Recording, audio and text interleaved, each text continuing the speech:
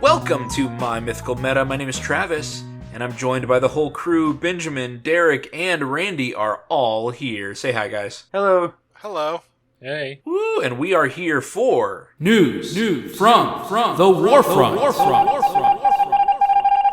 We have got a zinger today, something that pops up every couple months on our D&D, something that I've tried to do in the past, but man, it is not easy.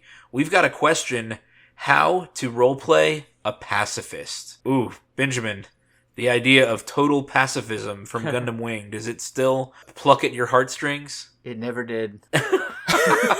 How to roleplay a pacifist. Here's the post. I started a campaign with some friends.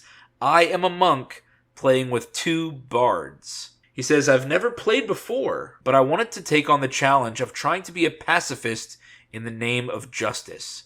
I don't think I was prepared for the level of bloodlust that my 2 companions exhibited.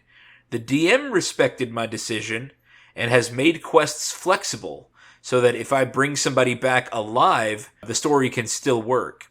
But the issue is that combat normally ends in death.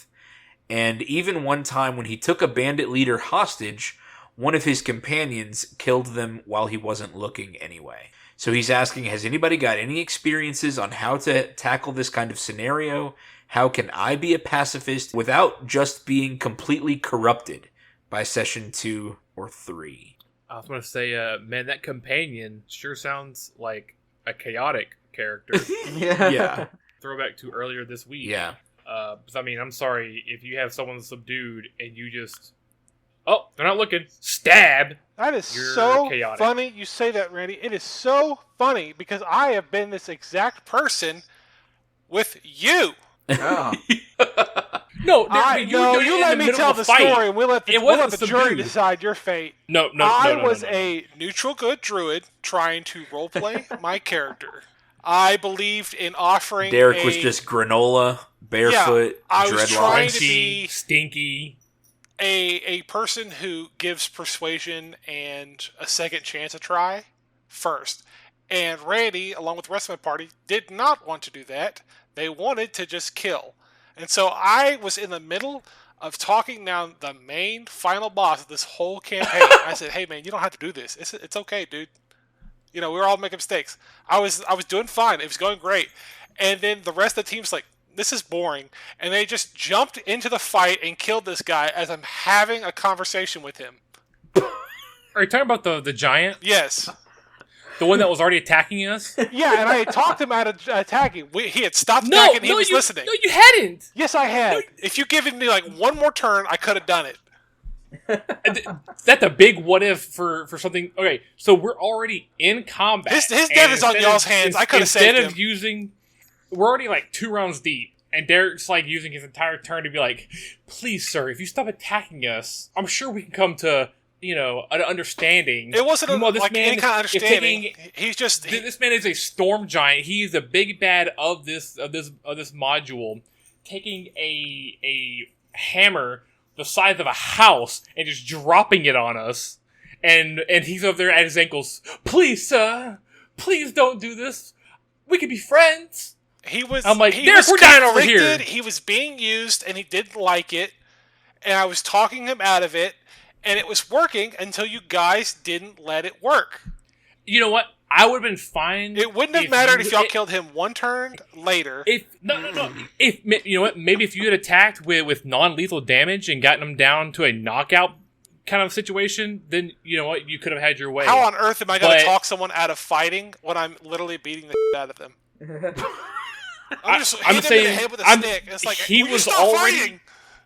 Dude, okay, you're giving most people won't know who this is. You're giving Dawn energy right now when she tried to kill a horse and we had to stop her from killing her own horse. Yeah, that was insane. Because she didn't trust it in the fictional hands of the fictional stable hand because we were selling our horses off. She's like, I'm just gonna kill the horse because I don't trust this stable hand. Well, you were being her in that instance. I was trying to save the horse. I mean, we both tried to save the horse, but then the guy was the horse in this metaphor.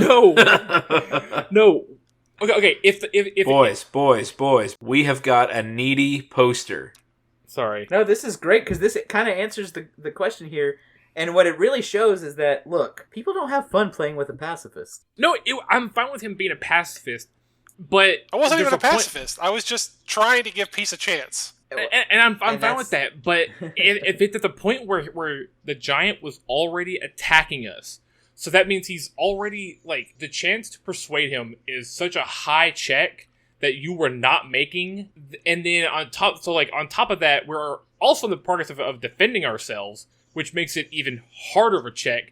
So unless you rolled an exploding 20, which isn't a thing in D&D, and unless you could roll a 20 and then a 20 again and get like a 47, then maybe you could have talked him down. Because if I'm It the wouldn't have been DM, that hard. and I don't care if someone rolled a 20, it is not a automatic success. You know what? Randy- Justin was running that game. I can ask him. Y'all just keep talking. Hold on, Right, let's Randy. bring Justin in. Randy, you sound like a police officer justifying why you shot somebody first. No, I didn't shoot first. He had Defending the himself. storm He's giant. just defending He himself. breaks So into he someone's was- house he and was says, dangerous. "Stop resisting!" Oh my god, Derek. Wham, wham, wham, wham. That Anyway. sleeping child was throwing a house at me. It wasn't a child. He was a 700-year-old king of the storm giants You killed that somebody was who trying to help 700 a years cult. old? That was trying to help a cult resurrect a 5-headed evil dragon. He knew what he was doing. When I say that people don't like playing with pacifists, I think that's true.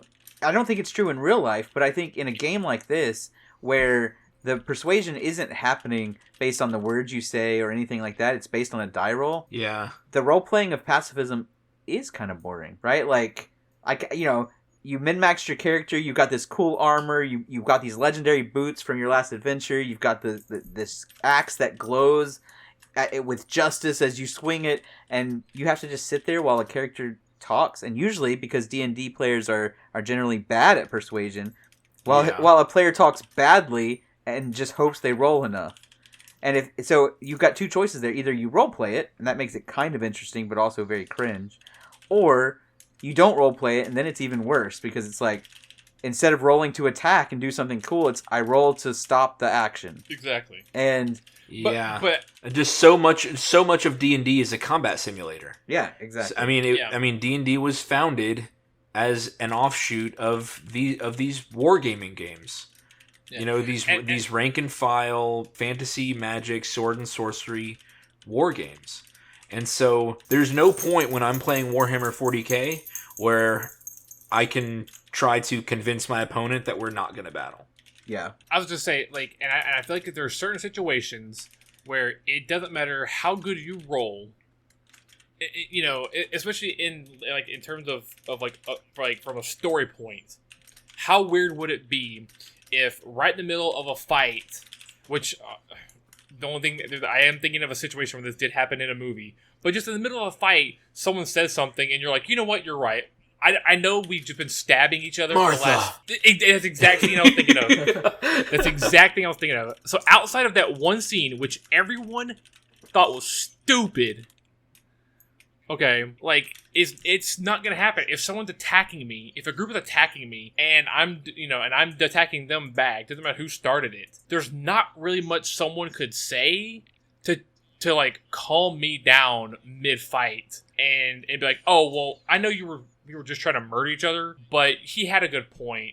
I know your 4 friends were all stabbing me and shooting lightning bolts and stuff like that at me, but you know what? This guy had a good point.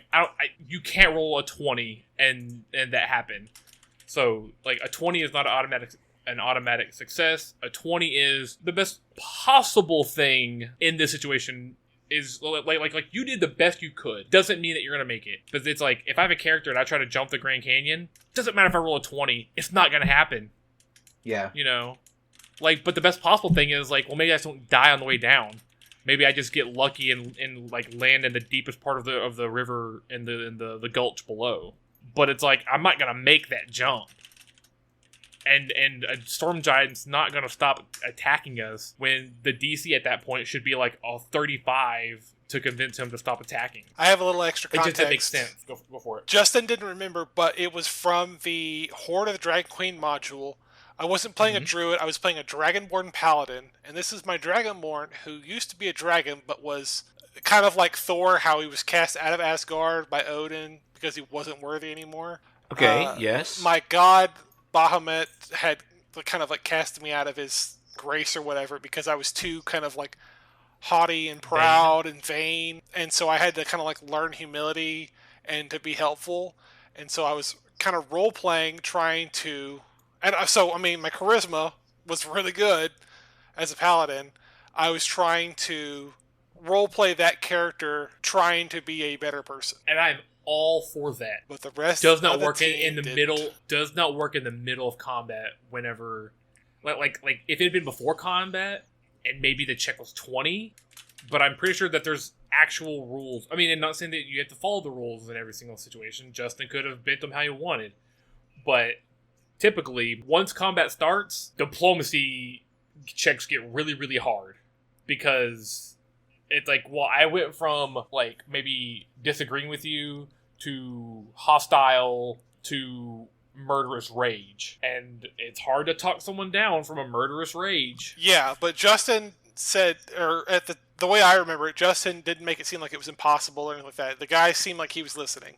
And then you, as your dwarven barbarian, I'm remembering it now, you had some kind of necro sword, and you like hit him for like a bajillion damage, and he just died in one hit. It was you that did it. And he was not gonna listen no matter what. You didn't give him a chance to listen because you cut his head off. Okay, not guys. cut his Okay. head off. Okay. Yeah, we're So way off. I hate to admit it, Derek, but I do think mid combat is not the time to try Diplomacy. de-escalating, to try diplomacy. You guys.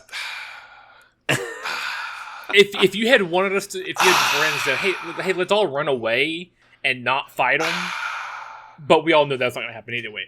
But if it had been anything before combat started, fine. But it is we kind were of already what in the middle of combat. it is kind of what Benjamin said. Like, this module was written, and there's a combat encounter at the end. I mean, what do you want the players to do? You just said that Randy had a super magical, legendary necro sword. Sorry, other guys playing this game with us. I don't want to actually do that combat. I mean, I was fine with doing. Oh, so I guess maybe I forgot to mention this context. The Giants were working for Tiamat, but they didn't want to. They were kind of like being put up to it, and they already just like have like a dislike for one another. The Giants and the Dragons. So that, like I feel like there was an opportunity there to talk them out of it. But yeah, it's ancient history now. I want to get back to this post. So less about what is this, Horde of the Dragon Queen, or is yeah. So less about Horde of the Dragon Queen and more about, in general, how can somebody roleplay a pacifist successfully, or should they not? So I do think there are ways. I've tried before to do the pacifist thing.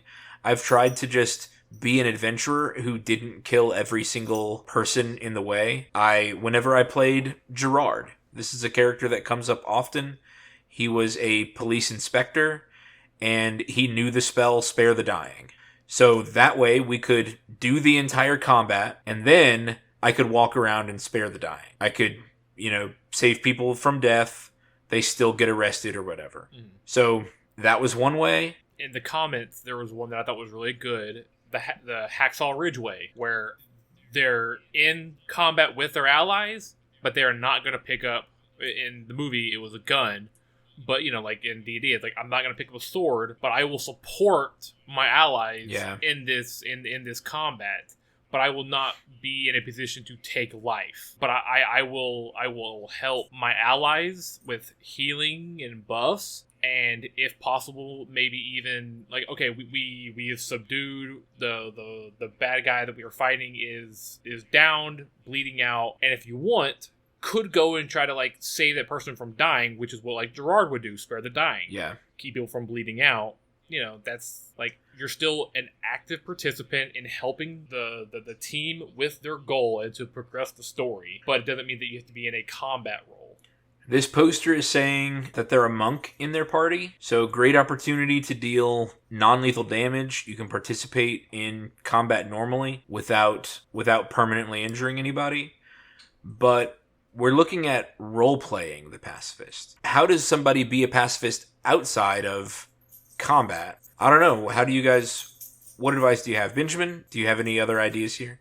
You mean other than just saying that it's kind of boring to play a pacifist? Yeah. I mean, not for the person playing it. I think this all goes back to session 0, right? If you know that this is not the norm and it's not the sort of thing that most people sign up to play D&D to do, you have to go into it saying, hey, I have a character that has specific ideals and purposes and things that they want to accomplish, and it's going to mean that are, either I'm going to resist your violent tendencies sometimes, or I'm going to maybe push back. Maybe we'll have some Civil War storylines, things like that.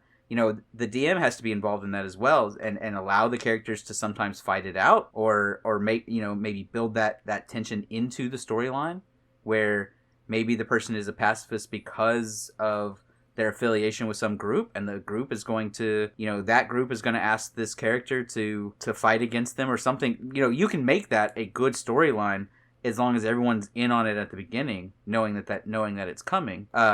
Or if people are willing to let him try before, maybe the pacifist is an ambassador type, and they start every encounter with a persuasion attempt, and then when it fails, the other people step in as bodyguard types to do the fighting. Ooh, I like that too.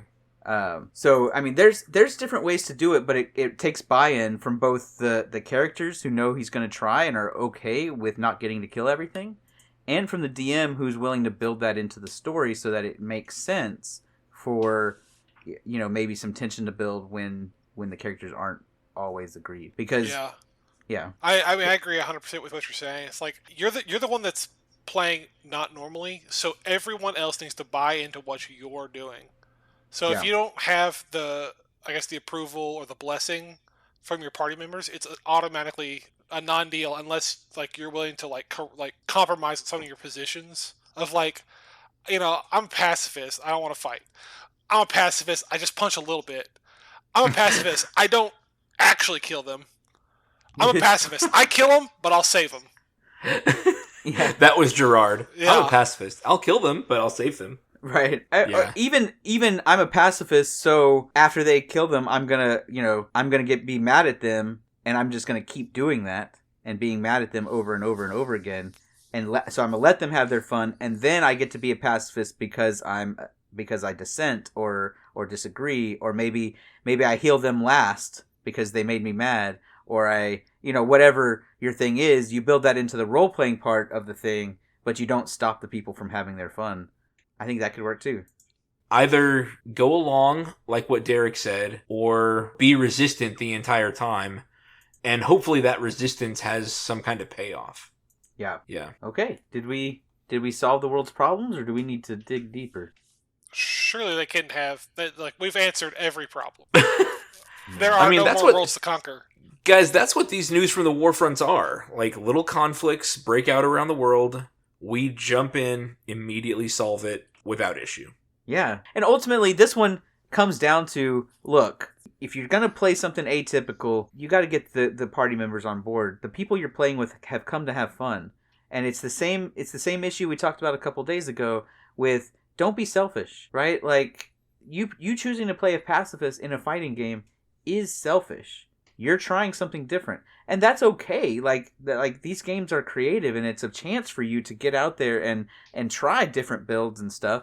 But understand that if your fun involves keeping others from having fun, you're the one who has to make concessions, or you have to get them to buy into your fun. One or the other, right? You got to get them to buy in. If your character is constantly a hindrance to the other two characters, then those two bards don't have any reason to keep you with them. Yeah. In the game's sense. So, I mean, maybe it's like what we said a couple days ago, find a deeper story reason. This can't just be a hired-on bodyguard relationship.